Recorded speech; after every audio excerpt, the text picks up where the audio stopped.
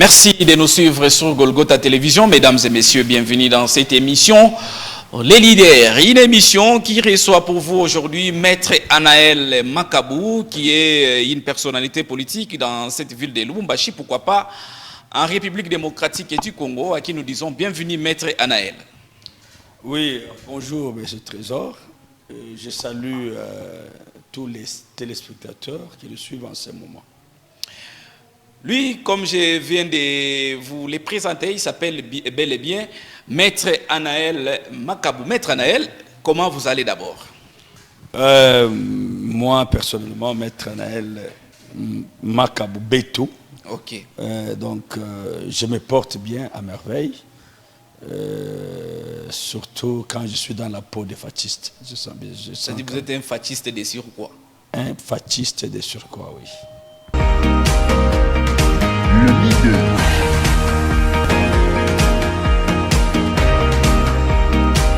Anaël Makabou Betou est né le 4 janvier à Lubumbashi. Marié à Mireille Kalenda, père de 5 enfants, dont 4 filles et un garçon. Ce dernier est licencié en droit privé à l'université de Lubumbashi, avocat au barreau de Lubumbashi depuis 2010. Anaël Betou Makabou fut membre et initiateur de plusieurs associations, dont la fondation portant son nom, Anaël Betou Makabou, porte-parole de la fondation Félix-Antoine Tshisekedi Tshilombo et la nouvelle vision de Félix-Antoine Tshisekedi Tshilombo, ainsi que la conscience Kassaïenne, en passant par le MLC de Jean-Pierre Bemba Gombo, où ce dernier occupa le poste de chargé de la jeunesse. Coordonnateur de la dynamique de l'opposition de 2016 à 2018, membre au bureau du RASOP Grand Katanga. Et de 2019 à 2022, Anaël Betou Makabou est cadre de l'Alliance des démocrates fascistes, un regroupement politique qui soutient les actions de Félix-Antoine Tshisekedi Tshilombo, lequel des regroupements est dirigé par l'honorable Jean-Louis Kalambanguindou.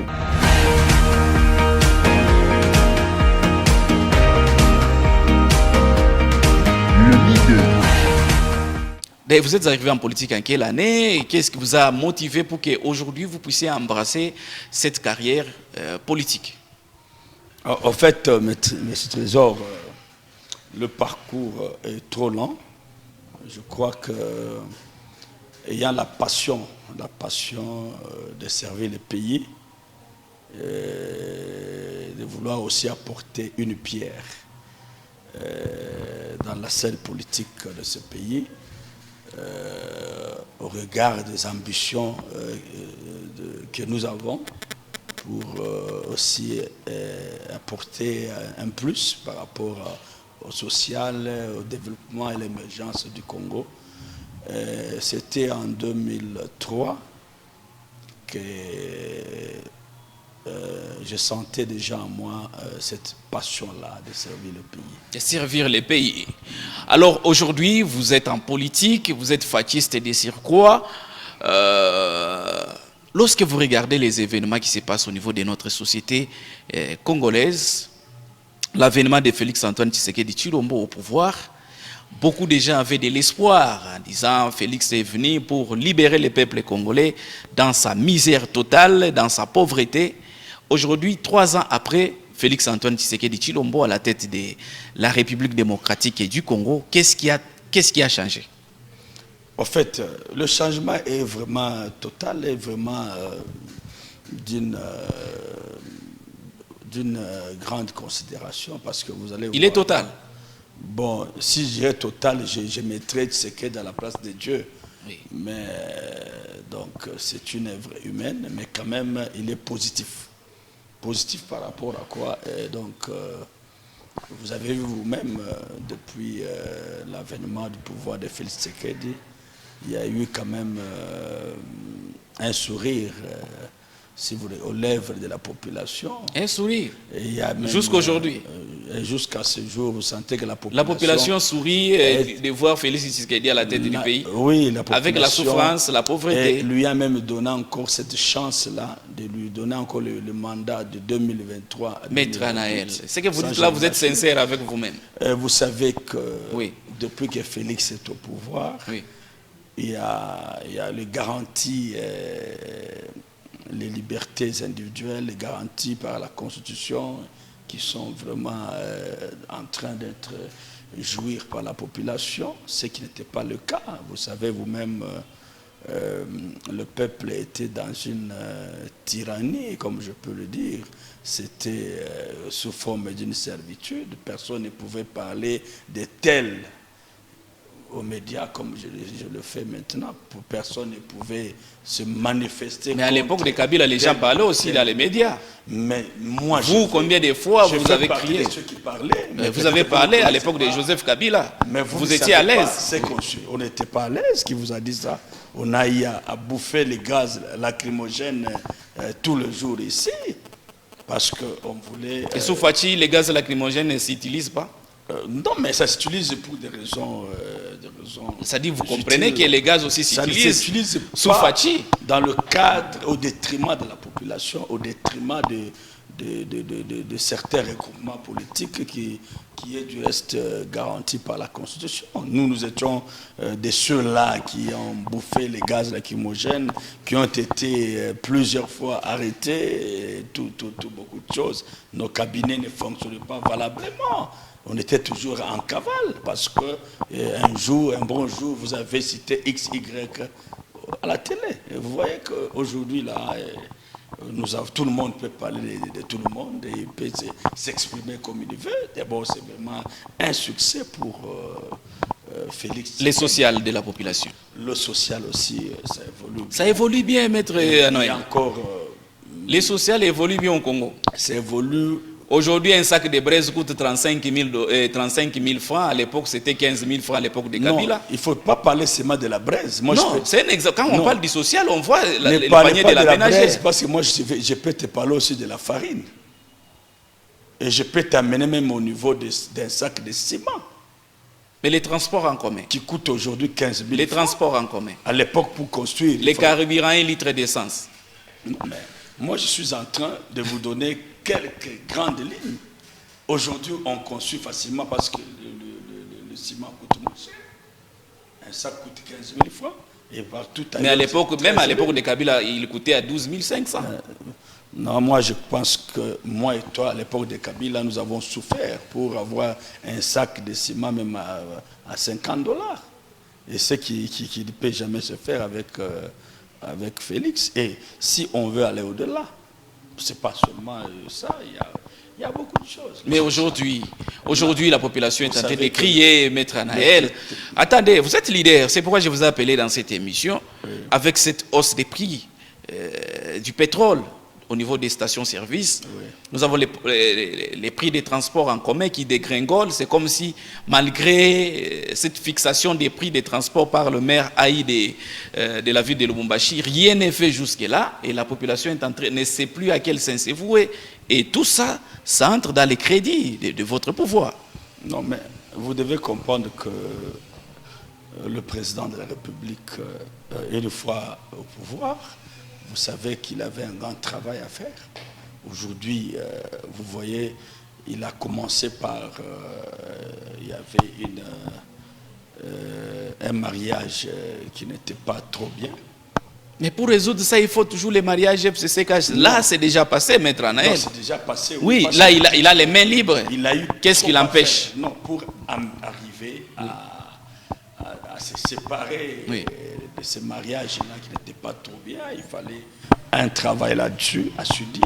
Et voilà. Ça, c'est déjà connu de tous. Mais aujourd'hui. Et à part ça, vous devez comprendre que un certain moment, il y a eu Covid-19. Ça, vous êtes sans ignorer. Il y a eu quand même un silence à tous les niveaux. Et donc, malgré tout cela, le président de la République a continué à faire ce qu'il a promis à la population par rapport au social. Il a commencé par initier la gratuité de l'enseignement. Vous avez suivi. Il est arrivé à réduire les prix des billets de l'avion. Mais aujourd'hui, il y a des aéronefs de la compagnie Congo Airways qui ne survolent plus. Hein. Non, il y a eu des contrats qui ont été retirés entre Kenya Airways et le gouvernement congolais. Vous êtes au courant de ça? Bon, en fait, il y a certains passagers, ou soit certains passagers qui se retrouvent dans d'autres provinces qui ne parviennent pas à faire les vas-et-vient. Non, il y a seulement... voilà les conséquences de cette baisse des prix des billets d'avion que vous louez. Non, c'est pas ça la conséquence. Moi, je crois que la baisse des prix a facilité la population aussi à effectuer de manière facile ces voyages. Est-ce que vous, c'était vraiment important de réduire les billets d'avion, Maître Anaël, au lieu de nous construire les routes, les routes agricoles qui peuvent... Je n'ai pas encore fini. Oui, parce qu'apparemment vous avez pris juste ces taxes-là liées à la baisse des prix des billets d'avion. Une paire de manches. Oui. Mais au-delà de ça, les routes sont en train d'être réhabilitées tous les jours. C'est depuis l'accession au pouvoir par Félix Tshisekedi.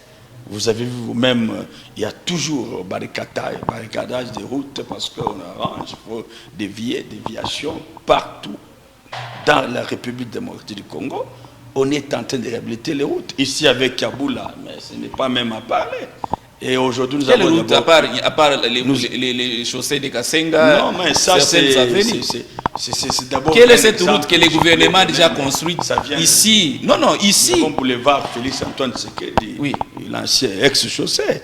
Vous avez vu, mais au-delà de ça, il y a beaucoup de routes qui sont en train d'être réhabilitées. Les nouvelles routes, nous parlons des nouvelles routes. Ouais, des nouvelles routes. On parle toujours de la réhabilitation et non des constructions. Ouais, vous êtes sans ignorer, Monsieur Trésor, que pendant que je parle avec vous, on a eu à avoir le ton du président de la République par rapport à la liaison des routes internationaux et tout avec le Congo. Donc nous avions fait beaucoup de choses que la population est en train d'apprécier et ce travail continue jusqu'à ce que nous allons arriver au fin du mandat avec Félix et la population lui donnera encore la chance de continuer avec les actions qu'il est en train de mener pour l'intérêt général de la population. Maître Anaël, là nous allons entrer dans notre vif des sujets.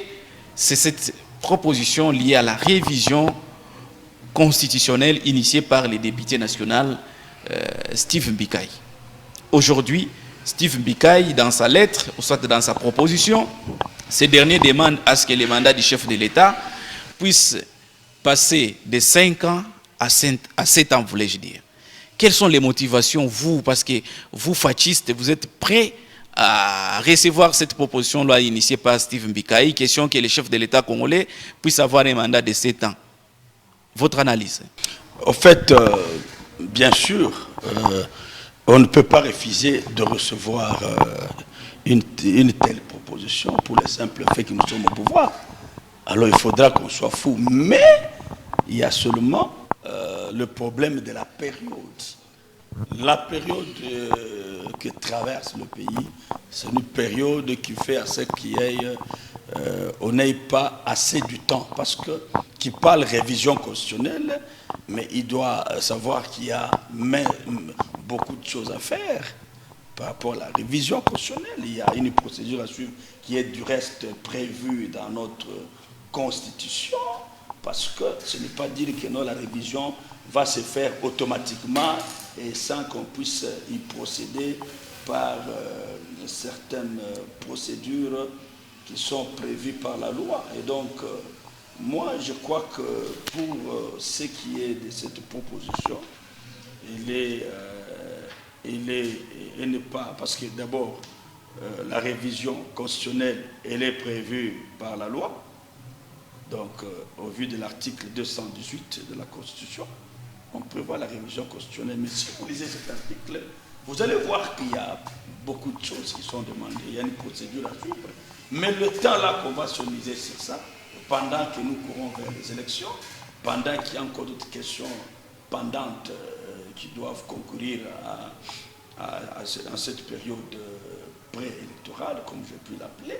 Et donc, je crois que la motivation n'était pas mauvaise comme telle, mais la période n'était pas bien choisie. La période n'est pas favorable. Elle n'est pas favorable. Parce qu'aujourd'hui, on peut se dire qu'on ne peut pas réviser la Constitution en fin mandat. Bon, on ne peut pas, en cours mandat. On ne peut pas réviser. C'est-à-dire qu'il y a de l'intention là-dedans, quand même. Oui. Il y a de l'intention. Bon, moi je dirais que, bon, pas seulement dire l'intention, oui, mais moi je dis seulement que les moments n'étaient pas bien choisis. Les moments n'étaient pas bien choisis. Ouais, l'intention peut être bonne, mais je ne sais pas dire qu'il y a manipulation était mauvaise, mais le problème, c'est le temps. Est-ce que Félix Tshisekedi ne serait-il pas en train de subir les mêmes causes que subissait Joseph Kabila Kabange à l'époque, avec tout son entourage, surtout lorsque nous voyons certains caciques du FCC qui se disaient il faudrait finalement que Joseph Kabila Kabange reste au pouvoir. Ce qu'on disait Aoumé Lanaé, les histoires qui s'est passées aujourd'hui, ce sont les mêmes personnes qui reviennent encore avec les mêmes pratiques tout autour de Félix Antoine Tshisekedi Tshilombo. Question de les flatter. Est-ce que finalement ces gens-là parviennent à aider les chefs de l'État? Non, mais moi je crois que le chef de l'État n'est pas une personne manipulable dans ce sens-là, étant donné que là, c'est quelqu'un qui a un cœur tourné, borné vers le peuple. Je crois que toutes ces gens de manipulation avec les chefs de l'État, ça ne passera pas.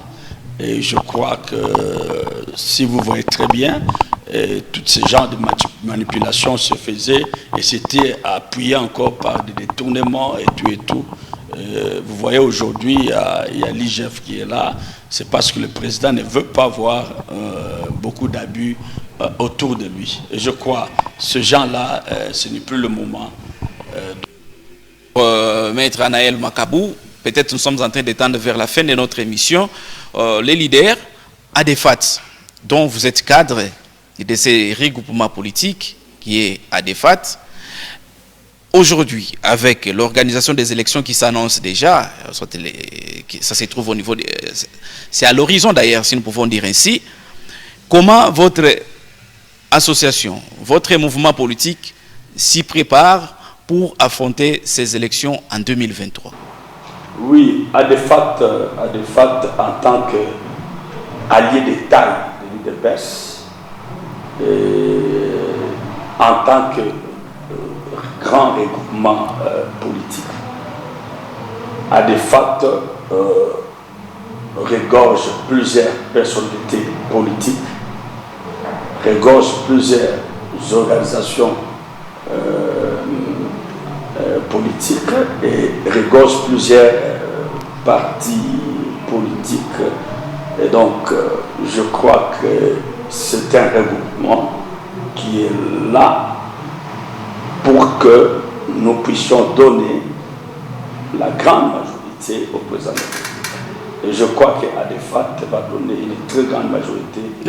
Vous allez donner cette majorité avec quelle stratégie? La stratégie, oui, elle est que la preuve en est que ADEFAT est déjà implanté dans toute l'étendue de la République du Congo. Mais aujourd'hui, vous nous parlez que c'est une association qui soutient les actions du président de la République, Félix Antoine Tshisekedi Tshilombo, mais dans la ville, nous ne voyons aucune action soutenue par ADEFAT. Par ADEFAT en ce qui concerne la personne de Félix Antoine Tshisekedi Tshilombo. Non, mais il y a plusieurs actions. Lesquelles, Maître Anaël? Nous sommes quand même journalistes d'investigation. Parce que toutes les associations aujourd'hui, on soutient les actions du chef de l'État, toujours des soutiens en soutien. Mais finalement, sur le terrain, on ne voit rien. Les soutiens, c'est verbal. Hein? Non, ADEFAT soutient le chef de l'État. À part certaines effigies, certaines pancartes que vous avez eu à mettre sur les boulevards Moussiri, entre votre autorité, coordonnateur national Jean-Louis Kalamba, avec les chefs de l'État. ADEFAT est en train de mener les actions de grandes envergures. Lesquelles? Nous ne les voyons pas. République, ADEFAT. Je donne d'abord l'exemple ici. Est en train d'étendre l'information d'abord par rapport aux actions du chef de l'État. Ça n'atteint pas toutes les couches. C'est ADEFAT d'ailleurs qui est en train d'atteindre, de pénétrer dans des périphéries. Quel message vous pouvez donner à la population affamée? Vulgariser lesquels des messages vous pouvez donner à toute cette population affamée, Maître Anaël? Non, mais vous savez...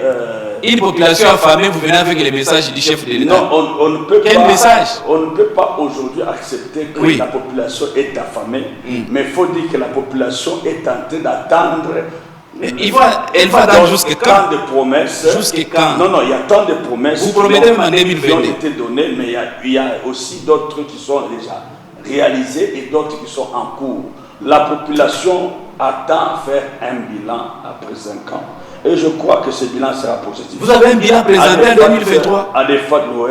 Vous avez un bilan très positif. Positif. Oui. Attendons 2023, vous allez nous présenter votre bilan. Alors, je vous dis que nous avons un bilan très positif avec ADEFAT.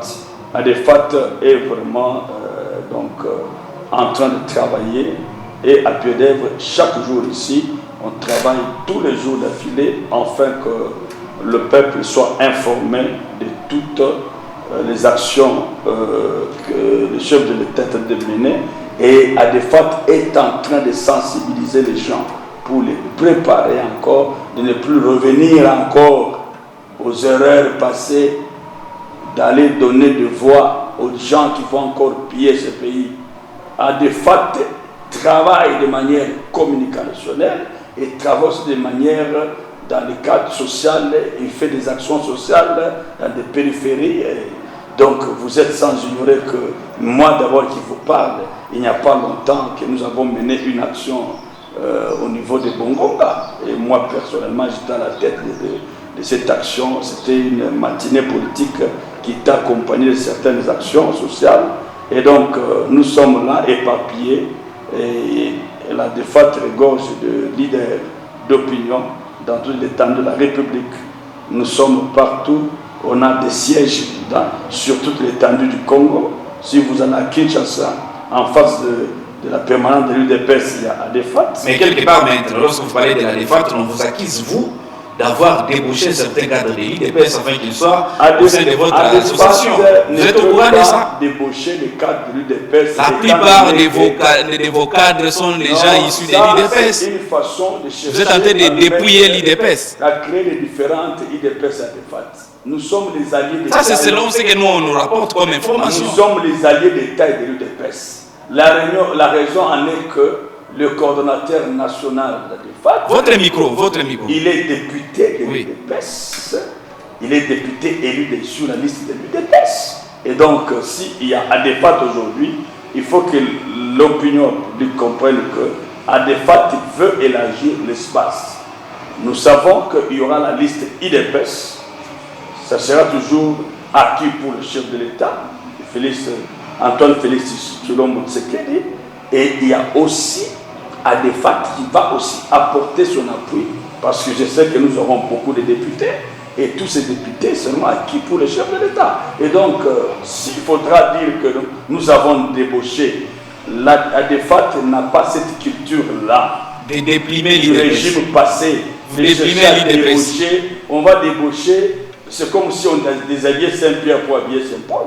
Nous sommes le même, mais est-il que ADEFAT a besoin aussi, en tant qu'ADEFAT, faire mieux? Est-ce que tout membre de l'ADEFAT est censé être cadre de l'UDPS? Non, ce n'est pas nécessairement. Nous avions de cadres d'ailleurs, de hauts cadres. Je peux vous donner l'exemple de l'ingénieur Clark Kapal qui a lu les discours d'ailleurs que nous avions lu tout à l'heure par rapport à la déchéance. Et donc celui qui a lu là, il ne vient pas de l'UDPS, il vient de RCD Goma. Notre problème, c'est que la population comprenne la quintessence de fatisme. Nous sommes une alliance de démocrates fatistes. Qui dit démocrate fatiste, c'est tout celui qui accepte de soutenir les actions du chef de l'État, de rester dans la vision du chef de l'État, et il apporte aussi en plus là, nous sommes d'accord avec lui, quelle que soit son obédience. C'est là la petite nuance qu'il y a avec UDPS, c'est-à-dire, tu sois de l'UDPS, tu sois même des PPRD pour aller un peu plus loin. Mais notre souci, c'est que vous êtes prêt même à recevoir les gens du PPRD.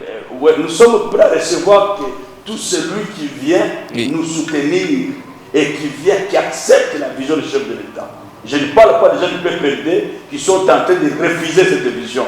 Là, je dirais que ces gens-là, leur place n'est pas chez nous. Mais nous avons besoin de tout celui qui veut soutenir le chef de l'État à ADEFAT et les portes sont ouvertes pour le recevoir. Aujourd'hui, nous terminons déjà avec cette émission. C'est 2 minutes seulement, Maître Anaël. Vous venez de soutenir Jacques Yaboula Katoué par rapport à son remplacement au niveau de l'exécutif du PPRD dans la province du Haut-Katanga. Vous avez dit, vous, ADEFAT, vous soutenez Jacques Yaboula Katoué, il est le vôtre, tout ça. Mais au-delà de tout ce qui se raconte sur la personne de Jacques Yaboula Katoué d'être caméléon. Tantôt il est du PPRD, tantôt il est avec le chef de l'État. Vous, ça ne vous dit rien, mais vous lui avez apporté tout votre soutien et vous lui demandez d'aller même au-delà de radier certains ministres du PPRD dans son gouvernement. Alors moi je crois que ce que vous dites là, moi je m'inscrirai en faux quand vous dites que non, tantôt il est avec le PPRD, tantôt il est... C'est ce qui s'est dit. Non, c'est-à-dire quoi? Vous n'êtes pas au courant de ce qu'on parle de Jacques Yaboula? Il y a d'autres rumeurs. Non, mais en politique, il ne manque pas de rumeurs, surtout quand ça concerne des grandes personnalités comme Jacques Yaboula. Les rumeurs ne manqueront jamais. Votre micro. De se dire, mais ce que vous devez comprendre, c'est que je voudrais peut-être vous dire que Jacques Yaboula a adhéré à l'Union sacrée. Personne ne va me contredire pour ça. Il a adhéré à l'Union sacrée et il est membre de l'Union sacrée. Mais il s'est fait que pendant qu'il avait adhéré à l'Union sacrée, il était encore en train d'évoluer avec son ancienne fonction en tant que fédéral du PPRD, et il évolue aussi en tant que donc coordonnateur de l'Union sacrée. Ça c'est connu, mais c'est normal qu'il pouvait aussi continuer à évoluer, mais c'est que pendant cette période, il y a eu une décision qui est tombée, je crois que vous en êtes au courant, la décision où on l'a déchu de ses fonctions et on l'a remplacé par un autre membre de PPRD. Et dès lors qu'il a été déchu de ses fonctions, vous devez comprendre que nous devions maintenant lever ce paradoxe-là qui consiste à se mettre maintenant d'accord sur le fatisme, parce qu'il était déjà fatiste, parce qu'il avait accepté d'adhérer à l'Union sacrée, mais il fallait maintenant que le gouverneur Jacques Yaboula Katoué arrive maintenant à lever ce paradoxe. C'est comme ça que maintenant le temps est arrivé pour lui de se tenir aujourd'hui, donc après la déchéance, de gérer désormais donc la province en tant qu'une personnalité indépendante et membre de l'Union sacrée pour la nation. Et c'est pourquoi aujourd'hui là, on n'a pas encore à faire trop de bruit là-dessus. Ben, c'est clair, il est membre de l'Union sacrée et il doit en tirer toutes les conséquences politiques qui s'imposent. Quelles sont ces conséquences? Vous devez comprendre qu'aujourd'hui, il est maintenant membre de l'Union sacrée à part entière, mais au sein de lui, il regorge les ministres du FCC et du PPRD. Et puis, il y a d'autres membres du cabinet, parce qu'au niveau de l'administration de son cabinet, il y a aussi, même dans le sud de la province, il y a les administrateurs qui sont là, mais qui ne sont pas d'obédience union sacrée. Mais la conséquence politique, c'est laquelle? C'est celle maintenant de voir comment il va maintenant réaménager. Et ce réaménagement est imminent. Il doit réaménager le gouvernement. Merci beaucoup, Maître Anaël. Ce réaménagement, quand il va réaménager, c'est pour y insérer ceux qui sont 100% union sacrée, que nous sommes tous, enfin, de marcher dans les mêmes idées, mêmes pensées, même idéologie qui vont nous conduire jusqu'en 2023, afin de donner encore la chance à Félix Antoine Tshisekedi de continuer encore à faire de grandes actions pour l'intérêt de la nation pour les 5 ans à partir de 2023. Merci voilà beaucoup. Au moins la petite réflexion que nous avons donnée. Je rappelle que nous sommes cadres à DEFAT. Maître Anaël Bétou, je suis cadre à DEFAT et nous sommes bien disposés pour recevoir quiconque qui veut adhérer à DEFAT pourvu qu'il soutienne les actions du chef de l'État. Voilà. Merci beaucoup. C'est par ici que nous mettons un terme à cette émission. Les leaders, mesdames et messieurs, j'avais le réel plaisir de recevoir pour vous Maître Anaël Makabou Bétou, qui est cadre de la DEFAT, ici en province, à qui nous disons merci d'avoir accepté notre invitation. Je vous remercie, ministre. Raf Kasongo était derrière les caméras. Trésor Massanka à la présentation. Nous nous retrouvons encore une fois de plus à la prochaine occasion. À très vite.